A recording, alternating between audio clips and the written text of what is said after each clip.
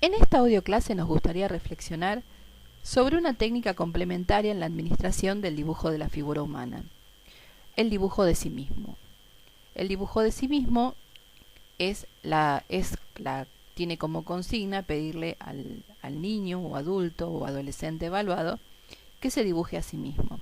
Puede administrarse primero el dibujo de la figura humana, luego el de la persona bajo la lluvia y tercero el dibujo de sí mismo. Sin embargo, en esta clase lo que vamos a trabajar es una variación en la utilización de este recurso, que implica pedir el dibujo de sí mismo en el tiempo pasado, presente y futuro.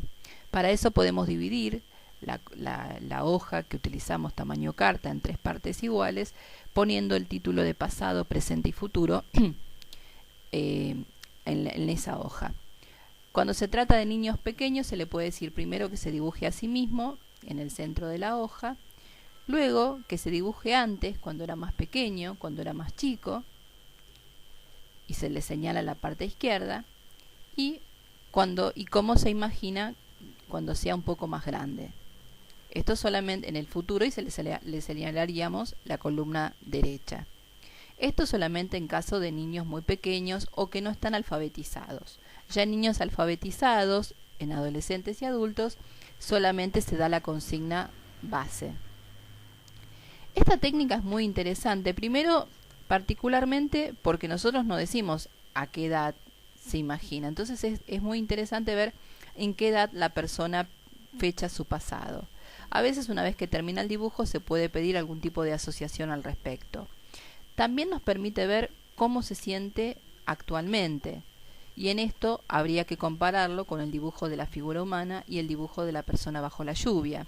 O sea que el sí mismo lo que va a agregar es una dimensión más ligada al sentir del sujeto y a su pensar actual, y también a su posicionamiento.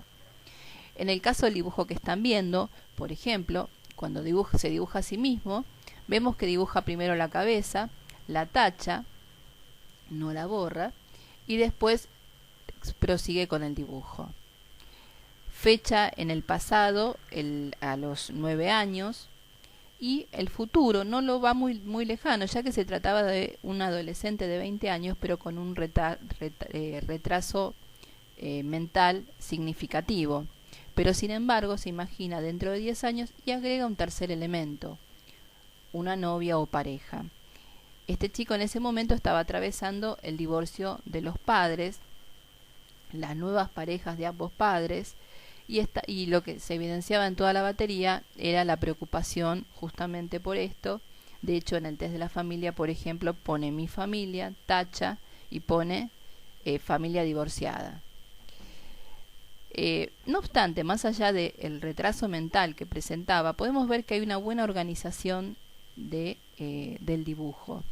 Más allá del estilo de trazo que presenta temblores, porque es importante comentarles que el retraso mental que tenía este joven se debía a una enfermedad neurológica que había afectado el desarrollo de su cerebelo. Por eso también estaba afectado todo lo que tenía que ver con el tema del movimiento. Para complementar, sumamos este segundo dibujo en la misma serie que en esa sesión había trabajado, y podemos ver cómo sigue insistiendo en el tema de la pareja, y también el sentimiento de presión ambiental y sus temores. En la frase dice: ni loco suelto al amor de mi vida, aunque haya viento. Podemos ver cómo dibuja como perdiendo y tratando de sostener a ese otro. Esto también habla de sus dependencias emocionales, ya que el otro siempre estaba incluido en todo su discurso.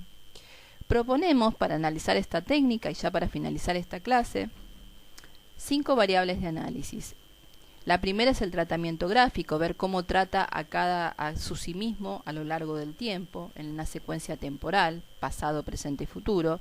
La segunda, el tamaño dado. Acá podemos ver, por ejemplo, cómo se ajustaba el tamaño de más pequeño a tamaño actual y un poquitito más grande. La tercera es qué fecha adjudica al pasado, se posiciona en el pasado, y cuál se piensa en el futuro, que después podemos trabajar por asociación libre una vez terminado el dibujo. Y la quinta eje de trabajo u observación tiene que ver con ver el tratamiento de las figuras, el grado de completud, si comparten o no el mismo eje. En este caso, el dibujo anterior tenía un eje horizontal creciente y ascendente, con lo cual también habla de esta en positivo, digamos, de esta progresión del joven hacia el futuro.